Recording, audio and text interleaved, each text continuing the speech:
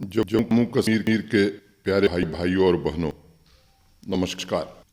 संपूर्ण देश के साथ साथ जम्मू कश्मीर भी कोरोना संक्रमण की त्रासदी से गुजर रहा है। पिछले कुछ हफ्तों में यूनियन टेरिटरी के बहुत सारे परिवारों ने अपने प्रियजनों को इस महामारी में खोया है। मैं ऐसे परिवारों के प्रति अपनी गहरी संवेदना व्यक्त करता हूँ। दुख की इस घड़ी में प्रशासन आपके साथ है और हमने कई ऐसे निर्णय लिए हैं जो इस आपदा से प्रभावित परिवारों को राहत देगा।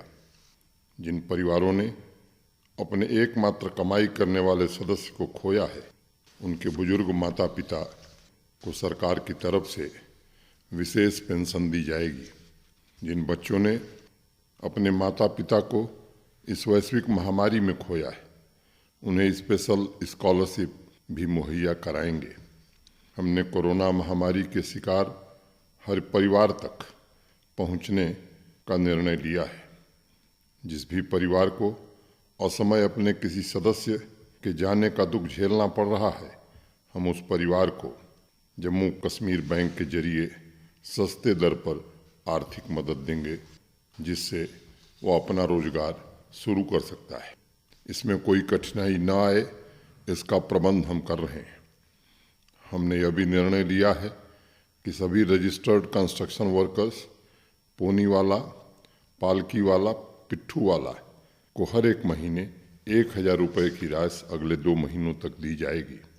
इसके अलावा सोशल सिक्योरिटी की जो स्कीम्स हैं और उनके जो बेनिफिशरीज हैं, चाहे वो ओल्ड एज पेंशन पाने वाले लोग हों, लाडली बेटी योजना हो, विद्यार्थियों को मिलने वाली छात्रवृत्ति हो, या मनरेगा के अंतर्गत मिलने वाली आर्थिक सहायता हो, अविलंब लाभार्थियों के खाते में आवंटित करके उसे हस्तांतरित किया जाए, इसका निर्देश दिया गया है।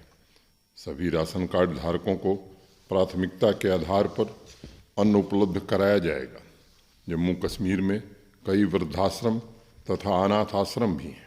संकट की इस घड़ी में सरकार उनकी भी पूरी मदद करेगी और उन तक राशन पहुंचाने का भी प्रबंध किया जाएगा। समाज के विभिन्न वर्गों के जो लोग भी वंचित रह जाएंगे, उनके लिए भी हम योजना शुरू करेंगे। मैं जानता हूं, किसी भी इंसान के जीवन की भरपाई नहीं की जा सकती, लेकिन आपकी देखभाल करना और पूरी संवेदना के साथ दुख की इस घड़ी में आपके साथ खड़े रहना, ये हमारी नैतिक जिम्मेदारी है। यह कठिन समय हमारे धैर्य और साहस की परीक्षा ले रहा है। कोरोना से लड़ाई में आपका सहयोग अत्यंत आवश्यक है। मेरे साथ प्रशासन के लोग, डॉक्टर्स तथा फ्रंटलाइन वर्कर्स बारंबार लोगों से कोरोना एप्रोप्रिएट बिहेवियर अपनाने की अपील कर रहे हैं। संकट के इस दौर में सावधानी बरतकर हम स्वयं तथा अपने परिवार वालों को भी संक्रमण से बचा सकते हैं। अपनी बात आगे बढ़ाने से पहले मैं जम्मू कश्मीर के सभी नागरिकों से कहना चाहूँगा कि 6 महीने में स्वास्थ्य की व्यवस्था में बड़ा परिवर्तन आया है। जम्मू कश्मीर में ऑक्सीजन की कमी न हो, दवाओं की कमी न हो, इसका निरंतर प्रयास किया गया है। 6 महीने पहले सभी अस्पतालों को मिलाकर सिर्फ 21 ऑक्सीजन जनरेशन प्लांट्स ऑपरेशनल थे। उनकी कुल कैपेसिटी मात्र 14,456 LPM थी। आज जम्मू कश्मीर के विभिन्न अस्पतालों में 47 ऑक्सीजन जनरेशन प्लांट्स ऑपरेशनल हैं, जिनकी क्षमता 43,641 LPM है। इसके अलावा जर्मनी से कुछ और भी प्लांट आ रहे हैं और मैं उम्मीद करता हूं कि मई में ये प्लांट चालू हो जाएंगे। अगले 6 महीने में 34 नए प्लांट लगेंगे, इसकी तैयारी की गई है। इस प्रकार जम्मू कश्मीर की मेडिकल फैसिलिटीज़ में कुल मिलाकर 99 ऑक्सीजन प्लांट्स सामान्य जन की सेवा के लिए समर्पित कर दिए जाएंगे। हर हॉस्पिटल के लिए ऑक्सीजन सिलेंडर का बैकअप भी हमने तैयार किया है। ऑक्सीजन वार रूम भी जम्मू और श्रीनगर में अच्छी तरह से काम कर रहे हैं। लगभग सभी स्वास्थ्य संस्थानों में ऑक्सीजन जनरेशन प्लांट लगने वाला जम्मू कश्मीर, मैं मानता हूं कि देश का एक अच्छा यूनियन टेरिटरी कहा जाएगा। इसलिए मैं आप सबको आश्वस्त करना चाहता हूँ कि प्रशासन कोरोना के खिलाफ लड़ाई में पूरी तैयारी से और पूरी शिद्दत से जुटा है। भाइयों और बहनों, डॉक्टरों का मानना है कि कोरोना की सेकेंड वेव से बचने का उपाय सतर्कता और सामाजिक व्यवहार में परिवर्तन है। मुझे उम्मीद है आप सभी लोग इसका पालन करेंगे और जनजीवन को सामान्य बनाने में भी प्रशासन की मदद करेंगे। इस संकट से प्रभावी तरीके से निपटने के लिए senior doctors, volunteers, frontline workers, प्रशासन के अधिकारियों से मैं लगातार चर्चा कर रहा हूँ। उन सभी के सुझावों पर काम करते हुए जम्मू कश्मीर प्रशासन पूरी ताकत से कोरोना महामारी के खिलाफ इस जंग में अपने दायित्व का निर्वहन कर रहा है। आवाम की आवाज़ कार्यक्रम में आप नागरिकों के साथ डॉक्टर्स, नर्सेस तथा फ्रंटलाइन वर्कर्स ने भी अपने अनेक सुझाव भेजे हैं, जो इस संक्रामक महामारी में न सिर्फ संबल प्रदान करेंगे बल्कि आने वाले समय में मार्गदर्शन भी करेंगे। हीरानगर कठुआ के कुलदीप गुप्ता ने लिखा है कि जिन कॉलेज तथा स्कूल के लोगों को वैक्सीन की दोनों डोज दी जा चुकी है, उन्हें वॉलंटियर के तौर पर अस्पतालों तथा कोविड केंद्रों में कार्य करना चाहिए। उनका कहना है इस कदम से डॉक्टर्स तथा हेल्थ वर्कर्स पूरा समय सिर्फ मरीजों की देखभाल में लगा सकते हैं। कुलदीप जी आगे लिखते हैं, चूँकि कॉलेज तथा स्कूल के स्टाफ को इस प्रकार के कार्य का अनुभव है, इसे वह बखूबी निभा सकते हैं। उनका सुझाव उत्तम है। अभी हाल ही में एक रिव्यू मीटिंग में इस पर चर्चा हुई थी। स्कूल एजुकेशन तथा हायर एजुकेशन डिपार्टमेंट से बात करके इसे किस प्रकार लागू किया जा सकता है, इसकी रूपरेखा क्या होगी, इस पर निश्चित रूप से विचार किया जाएगा। प्रशासन ने अभी निर्णय लिया है कि रिटायर्ड डॉक्टर्स, पैरामेडिकल स्टाफ तथा MBBS फाइनल ईयर के छात्र छात्राओं को कोविड और नॉन कोविड स्वास्थ्य सेवा के लिए जोड़ा जाएगा। मैं अभी अनुभवी डॉक्टर्स तथा युवा डॉक्टर्स का आह्वान करना चाहूँगा, आइए समाज सेवा के इस बहुमूल्य कार्य में मिलजुल कर इस महामारी का मुकाबला करें और अपने कर्तव्यों का निर्वहन करें। मुझे लगता है अन्य लोगों को भी प्रशासन की तरफ से किसी आर्डर का इंतज़ार किए बगैर स्वेच्छा से इस काम में जुट जाना चाहिए। अनेक स्वयंसेवी संस्थाएं इस काम में लगी हुई हैं। मैं देख रहा हूँ जम्मू तथा कश्मीर डिवीज़न के हमारे बहुत से युवा साथी, मीडिया के मित्र, डॉक्टर्स, सरकारी कर्मचारी व्हाट्सएप ग्रुप तथा सोशल मीडिया के माध्यम से लोगों की मदद कर रहे हैं। मानवता की सेवा में उनका यह अभूतपूर्व योगदान है और मैं सभी को इस पवित्र कार्य के लिए शुभकामनाएं देता हूं तथा उनका अभिनंदन करता हूं। सूर्यवंशी नगर जम्मू के रहने वाले मोहित भट्ट ने वैक्सीन की गति तेज करने का सुझाव दिया है। उन्होंने मुझे लिखा है कि वॉलंटियर्स की एक टीम बनाकर ऐसे केसेस का फॉलोअप किया जाए जो कोविन पर पंजीकरण कराने के बावजूद वैक्सीन लगवाने नहीं पहुंच रहे हैं। ऐसे लोगों को लोकल एरिया के प्रभावशाली व्यक्तियों के माध्यम से वॉलंटियर्स ग्रुप समझा बुझा सकते हैं और वैक्सीन के बारे में अगर उनकी कोई गलत धारणा है, कोई मिसकंसेप्शन है, तो उसे भी दूर कर सकते हैं। 1 मई से 18 से 45 आयु वर्ग के लोगों के लिए भी वैक्सीनेशन शुरू हो गया है। पूरे मुल्क की तरह यहाँ भी 2 वैक्सीन कोविशील्ड तथा कोवैक्सीन लगाई जा रही और दोनों की इफिकेसी प्रूवन है। मैं लोगों से अपील करता हूँ कि अपनी तथा अपने परिवार की सुरक्षा के लिए वैक्सीन जरूर लगवाएं। जम्मू की डॉक्टर पल्लवी शर्मा ने एक बहुत महत्वपूर्ण सुझाव भेजा है। उनका कहना है जिन घरों में पॉजिटिव केसेस आए हैं वहाँ प्राथमिकता के आधार पर बच्चों की टेस्टिंग की जानी चाहिए। डॉक्टर पल्लवी की समाज के कुछ लोगों से शिकायत भी है। उनका कहना है अभी भी लोग कोरोना अप्रोप्रिएट बिहेवियर का पूरी तरह से पालन नहीं कर रहे हैं एवं शुरुआती लक्षणों को इग्नोर कर रहे हैं, जिसकी वजह से कई केसेस में ट्रीटमेंट प्रोटोकॉल का पालन नहीं हो पा रहा है। इस वजह से बहुत से लोगों को गंभीर अवस्था में अस्पताल में दाखिल करना पड़ रहा है। इस कार्यक्रम को सुन रहे जम्मू कश्मीर के सभी प्रबुद्ध नागरिकों से मैं निवेदन करना चाहता हूँ कि डॉक्टर पल्लवी ने जो कहा है कृपया उस पर ध्यान दीजिए। कोरोना प्रोटोकॉल का कड़ाई से पालन करना हम सबका कर्तव्य है। अगर आप सब लोग मिलकर इस जिम्मेदारी को उठाएंगे तो मुझे विश्वास है कोरोना के खिलाफ इस लड़ाई को हम जल्द ही जीत लेंगे। प्रशासन ने कोविड मैनेजमेंट के लिए पंचायत स्तर तक समितियों का गठन किया है। उनके साथ कोरोना प्रोटोकॉल लागू करवाना तथा उनका पालन करना ये हम सबकी सामूहिक जिम्मेदारी है। मैं चुने हुए सभी जनप्रतिनिधियों से, सभी राजनीतिक दलों से और सिविल सोसाइटी के लोगों से भी निवेदन करना चाहता हूं कि इस घड़ी में आप सब अपनी जिम्मेदारी का निर्वहन करें और हमारा सहयोग करें। टीवी, रेडियो तथा सोशल मीडिया के माध्यम से कई डॉक्टर्स ने यह भी बताया है कि शुरुआती लक्षणों को ध्यान में रखकर टेस्टिंग तथा आइसोलेशन के नियमों का सही तरीके से पालन करके 90% से ज़्यादा लोग घर पर ही ठीक हो रहे हैं। उन्हें अस्पताल जाने की ज़रूरत नहीं पड़ रही। राजौरी की डॉक्टर हुमा मिर्जा ने तो लिखा है कि मैक्सिमम होम क्वारंटाइन से 94% के आसपास लोग ठीक हो सकते हैं। डॉक्टर हुमा मिर्जा ने यह भी लिखा है कि जम्मू कश्मीर यूनियन टेरिटरी के सभी डॉक्टर्स जो कोविड पॉजिटिव लोगों के संपर्क में व्यक्तिगत या टेली कंसल्टेशन की सुविधा से जुड़े हैं, उन्हें पूरे परिवार को वैक्सीनेशन के लिए मोटिवेट करें। डॉक्टर हुमा का कहना है कि घर से बाहर निकलते हुए सभी को डबल प्रोटेक्शन मास्क लगाना अत्यंत आवश्यक है। मैं भी लगातार लोगों से अपील कर रहा हूँ। कोविड से निपटने के लिए प्रिवेंशन के साथ टेस्टिंग तथा वैक्सीनेशन बहुत आवश्यक है।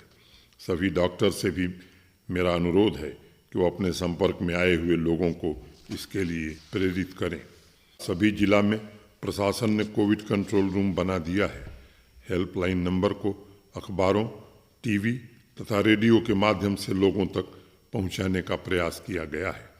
किसी प्रकार की मदद के लिए आप 7 दिन 24 घंटे उन हेल्पलाइन नंबरों पर फ़ोन कर सकते हैं। इसके अलावा सभी जिलों में डॉक्टर्स ऑन कॉल की व्यवस्था की गई है।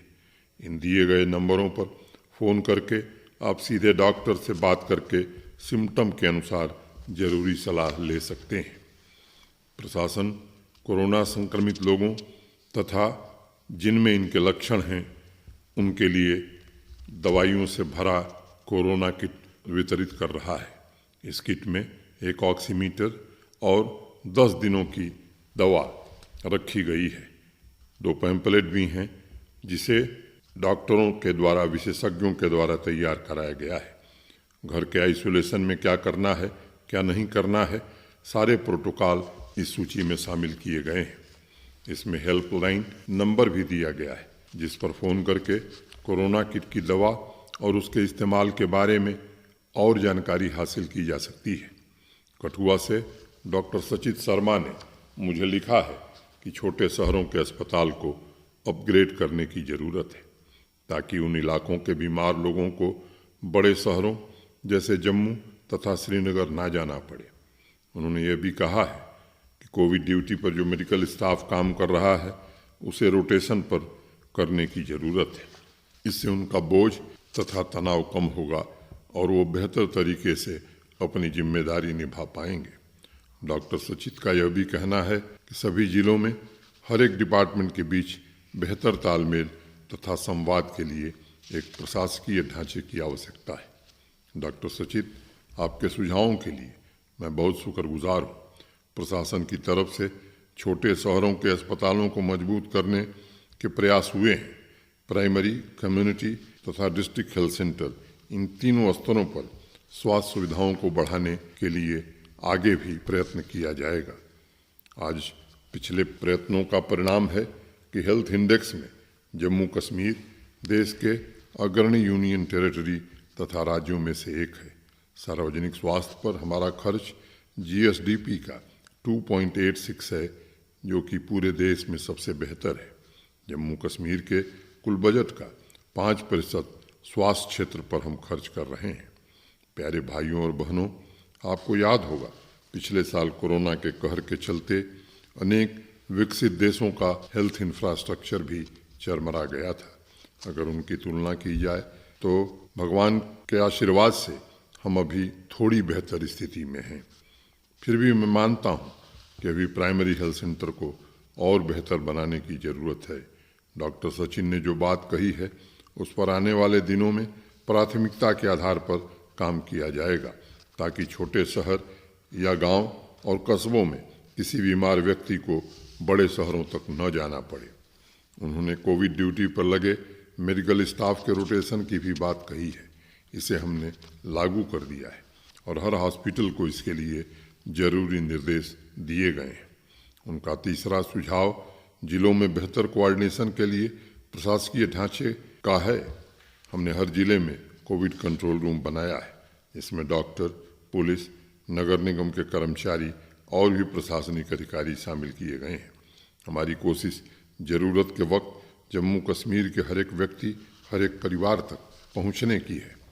जम्मू की डॉक्टर अदिति सैनी ने लिखा है कि अगले 2 महीनों तक शादियों के आयोजन पर प्रतिबंध लगा दिया जाए तथा ऑक्सीजन एवं मेडिसिन की होर्डिंग तथा ब्लैक मार्केटिंग करने वालों को दंडित किया जाए। डॉक्टर अदिति, इन सुझावों के लिए मैं आपको धन्यवाद देता हूँ। प्रशासन ने शादियों के आयोजन में शामिल होने वालों की संख्या सीमित करके सिर्फ 25 कर दी है। मेरा जम्मू कश्मीर के जन जन से आग्रह होगा कि इसका अनिवार्य रूप से पालन करें और अगर संभव हो तो स्वेच्छा से इन आयोजनों को कुछ हफ्तों या महीनों तक स्थगित कर दें। जहाँ तक ऑक्सीजन सिलेंडर के होर्डिंग का सवाल है, प्रशासन ने जम्मू तथा श्रीनगर में ऑक्सीजन के लिए 24/7 ऑपरेशनल वार रूम बनाया है। किसी भी ज़रूरतमंद को दिए गए नंबर पर संपर्क करने पर ऑक्सीजन सिलेंडर उपलब्ध कराया जा रहा है। मेडिसिन एवं ऑक्सीमीटर के ब्लैक मार्केटिंग को लेकर सरकार ने अभियान चलाया है और मैं भरोसा देना चाहता हूँ कि जो भी दोषी पाया जाएगा उस पर सख्त कार्रवाई की जाएगी। श्रीनगर से डॉक्टर शर्मीन मुश्ताक तथा रियासी से डॉक्टर शबनम रिजवी ने भी कोरोना प्रोटोकॉल का सही तरीके से पालन न करने वालों तथा दवाइयों की कालाबाजारी के खिलाफ कड़ी कार्रवाई की बात कही है। डॉक्टर्स तथा हेल्थ केयर वर्कर्स आप सबके स्वास्थ्य की रक्षा के लिए दिन रात काम कर रहे हैं। इन लोगों ने महामारी के खिलाफ बड़ी चुनौतियों का सामना किया है। कई कोरोना वॉरियर्स ने इस लड़ाई में अपने जीवन का बलिदान दिया है। आप उनकी बातों पर जरूर ध्यान दें और उसका अक्षरशः पालन करें। गांदरबल से डॉक्टर उमर जान ने कोरोना महामारी से जुड़े एक और महत्वपूर्ण पहलू की तरफ ध्यान आकर्षित किया है। उनका कहना है, इस चुनौतीपूर्ण समय में लोग घबराहट तथा मानसिक तनाव की भी शिकायत कर रहे हैं। डॉक्टर उमर जान ने लिखा है, ऐसी परिस्थिति में हर एक हॉस्पिटल में लोगों को वर्चुअल सलाह देने के लिए प्रशिक्षित मनोचिकित्सक की आवश्यकता है। इससे लोगों में सकारात्मक सोच पैदा होगी तथा तनाव से लड़ने में मदद मिलेगी। हेल्थ डिपार्टमेंट के द्वारा लगभग सभी जिलों में मनोचिकित्सक के मोबाइल नंबर लोगों को उपलब्ध कराए जा रहे हैं। मेरी जनता जनार्दन से गुजारिश है कि आपको हताश अथवा निराश नहीं होना है। हम आप मिलकर के इस चुनौती का मुकाबला कर सकते हैं। अगर आपको किसी तरह की निराशा या तनाव है तो न सिर्फ आप दिए हुए नंबरों पर बात कर सकते हैं, बल्कि अपनी दिनचर्या में डॉक्टरों द्वारा सुझाए गए योग तथा एक्सरसाइज इत्यादि को भी शामिल कर सकते हैं। हमें यह ध्यान रखने की ज़रूरत है कि रचनात्मक कार्यों से मानसिक मजबूती मिलती है और वैश्विक महामारी से निपटने में आपकी प्रतिरोधक क्षमता को भी बढ़ाता है। छोटे छोटे गांवों तथा मोहल्लों में लोगों के व्हाट्सएप ग्रुप बने हैं, जिसके जरिए वह मोटिवेशनल वीडियो तथा पोस्ट शेयर कर रहे हैं। सभी लोग उसके जरिए पॉजिटिविटी बढ़ाने में मदद कर सकते हैं। कई लोग मिस इन्फॉर्मेशन की वजह से सेल्फ मेडिकेशन पर जोर दे रहे हैं। यहाँ तक कि कुछ केसेस में पेशेंट के घर वाले डॉक्टर को बता रहे हैं कि कौन सी दवा या इंजेक्शन लिया जाए। उनसे मेरी विनती है कि डॉक्टर को उपचार डिसाइड करने दें, न कि इंटरनेट या व्हाट्सएप को। आपदा के समय में अफवाहें तेजी से उड़ती हैं, उन पर कतई ध्यान न दें। हमारे ड्रग कंट्रोलर के पास कोरोना से संबंधित सभी दवाइयाँ मौजूद हैं, इसलिए आपको घबराने की ज़रूरत नहीं है। मैं नौजवानों से भी अनुरोध करना चाहूँगा कि इस आपदा की स्थिति में लोगों तक सही जानकारी पहुंचाना भी सेवा का एक रूप है। इसके अलावा युवा वर्ग स्वयंसेवी संस्थाओं से जुड़कर जरूरतमंदों की मदद भी कर सकते हैं। अभी कुछ दिन पहले ही मैं ट्विटर पर विजयनाथ मिश्र जी का एक वीडियो देख रहा था, जिसमें कहानी के माध्यम से उन्होंने मिलजुल कर कोरोना के खिलाफ लड़ाई लड़ने की प्रेरणा दी है। एक बार एक जंगल में आग लगी। वहाँ एक चिड़िया नदी से अपनी चोंच में पानी भरकर लाती थी और आग पर गिरा देती थी। नदी के किनारे आराम से एक शेर लेटा हुआ था। चिड़िया के इस परिश्रम को देखकर वो हंसने लगा और बोला, तुम्हारी चोंच में बस बूंद भर पानी आ रहा है, इससे इतने बड़े जंगल की आग कैसे बुझाओगी?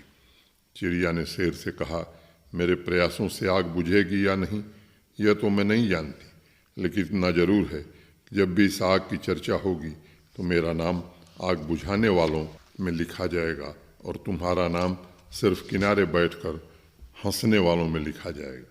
कोरोना के खिलाफ इस लड़ाई में अगर आप छोटा सा भी योगदान दे रहे हैं तो वह जीवन भर यादगार रहेगा।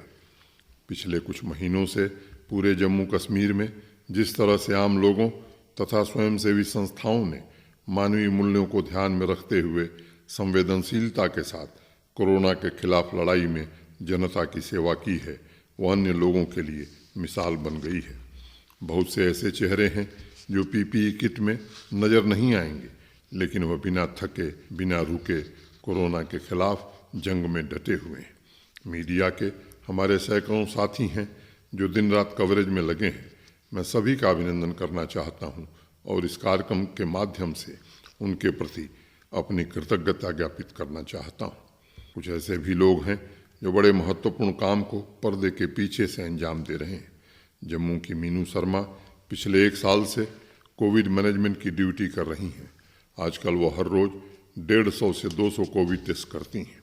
अक्सर अस्पताल से निकलकर मीनू तथा उनके साथ डॉक्टर वसुधा, रीता देवी तथा दरअसल लाल मोहल्लों में जाकर लोगों की टेस्टिंग कर रहे हैं। पीपीई किट पहनकर इस गर्मी में बाहर जाना और कोविड टेस्ट करना एक बड़ी तपस्या है। मानव सेवा में अमूल्य योगदान देने के लिए मैं मीनू तथा उनकी टीम के सभी सदस्यों को प्रणाम करता हूँ।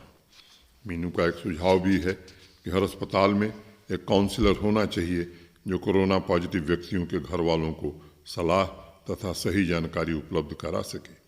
मीनू का कहना है इससे नर्सेस पर काम का बोझ थोड़ा हल्का होगा और वह लोग अपनी ड्यूटी पर पूरा ध्यान केंद्रित कर सकेंगे। मीनू, आपका सुझाव स्वागत योग्य है और मैं हेल्थ डिपार्टमेंट से इस पर विचार करने के लिए जरूर कहूँगा। मीनू की ही तरह पहलगाम की मुर्तजा जान और अनंतनाग की नीलोफर पिछले 1 साल से कोविड मैनेजमेंट की जिम्मेदारियों का निर्वहन कर रही हैं। मुर्तजा ने लिखा है कि उन्हें कई बार लोगों के गुस्से का भी सामना करना पड़ता है, लेकिन इससे उनके काम में कोई फर्क नहीं पड़ता। नीलोफर का एक सुझाव है कि जिन नर्सिंग स्टाफ की ड्यूटी रात में खत्म होती है उन्हें सुरक्षा को ध्यान में रखते हुए हॉस्पिटल की तरफ से घर जाने के लिए गाड़ी मुहैया कराई जाए। मुर्तजा का भी सुझाव है कि नर्सिंग स्टाफ के लिए पर्याप्त मात्रा में पीपीई किट उपलब्ध कराया जाए। मैं हेल्थ डिपार्टमेंट को इन दोनों सुझावों को तुरंत कार्रवाई करने के लिए भेज रहा हूँ। मैं जम्मू के 3 doctors doctor Somnath Verma, doctor Rajesh Minia, Akhil Mahajan का भी जिक्र करना चाहूँगा। ये तीनों डॉक्टर लोगों को कोविड से जुड़े उपचार फ़ोन के माध्यम से बिना कोई फीस लिए उपलब्ध करा रहे हैं। मैं जम्मू के मनु राणा, उनके साथी अमित शर्मा, अशोक कुमार तथा विशाल चौधरी का भी धन्यवाद करना चाहूँगा जो ज़रूरतमंदों को ऑक्सीजन सिलेंडर और दवा पहुँचा रहे हैं। आज के इस कार्यक्रम में कुलगाम के स्कूल टीचर मंजूर लावे का भी जिक्र करना चाहूँगा। रमज़ान के पवित्र महीने में मंजूर हॉस्पिटल और क्वारंटाइन सेंटर में ज़रूरतमंद लोगों को भोजन, रोज़ा रखने वालों को सहरी तथा इफ्तार पहुंचा रहे थे और अभी ईद के बाद भी वह नियमित हॉस्पिटल में लोगों की सेवा के लिए पहुंच रहे हैं। अपनी गाड़ी पर मंजूर साहब ने लाउड स्पीकर लगा रखा है जिसके जरिए वह लोगों को कोरोना प्रोटोकॉल के बारे में भी बताते रहते हैं। पिछले साल कोरोना के खिलाफ लड़ाई में मंजूर डटे हुए थे और 4 महीने घर से दूर रहे, उनके इस जज्बे को मैं सलाम करता हूं और जम्मू कश्मीर के सभी नागरिकों से हाथ जोड़कर प्रार्थना करता हूं कि सेवा से बड़ी कोई और प्रार्थना नहीं है। मेरा आप सभी से आग्रह है कि इस चुनौती को संगठित होकर एक दूसरे की मदद करके आसानी से जीता जा सकता है। भाइयों और बहनों, आदरणीय प्रधानमंत्री श्री नरेंद्र मोदी जी ने जम्मू कश्मीर सहित पूरे देश का मार्गदर्शन करते हुए कहा था, जान भी जहान भी। हमें कोरोना प्रोटोकॉल का 100% पालन करते हुए इससे लड़ना भी है और जम्मू कश्मीर के विकास को नई ऊंचाई पर भी पहुंचाना है। हमारी अर्थव्यवस्था में दिहाड़ी पर काम करने वाले हमारे मजदूर भाई भी शामिल हैं, किसान भाई भी हैं और बिजनेस तथा इंडस्ट्री से जुड़े लोग भी हैं। 8 मई से प्रधानमंत्री गरीब कल्याण योजना के तहत गरीब परिवारों को अन्न उपलब्ध कराया जा रहा है। कर्फ्यू के चलते कुछ लोगों को परेशानियों का सामना करना पड़ रहा है, लेकिन ये कठिन वक्त भी बीत जाएगा। मैं पूरी शिद्दत से ऐसे लोगों के साथ खड़ा हूं और हमारी पूरी संवेदना है। प्रशासन हर तरह से इन लोगों की मदद करने के लिए कटिबद्ध है। 26 मई को महात्मा बुद्ध की जन्म जयंती बुद्ध पूर्णिमा है। जम्मू कश्मीर में सदियों तक बौद्ध परंपरा फली फूली, इसलिए मैं आप सभी से महात्मा बुद्ध का एक वाक्य साझा करना चाहूँगा, दिस टू शैल पास। यह भी बीत जाएगा। मैं एक बार फिर से सभी corona warriors, nurses, front line workers, सफाई कर्मचारी, एम्बुलेंस ड्राइवर, ऑक्सीजन प्लांट में काम करने वाले सभी इंजीनियर्स, स्वास्थ्य सेवा की व्यवस्था में जुटे सभी कर्मचारियों को नमन करता हूँ। जम्मू कश्मीर के सभी नागरिकों के स्वास्थ्य की मंगल कामना के साथ आप सभी को धन्यवाद देना चाहता हूँ और फिर से दोबारा एक बार आपसे आग्रह करना चाहता हूँ कि कोविड प्रोटोकॉल का पालन करना ये आज का धर्म है और जरूरी न हो तो कृपा करके घर से न निकलें। धन्यवाद, नमस्कार।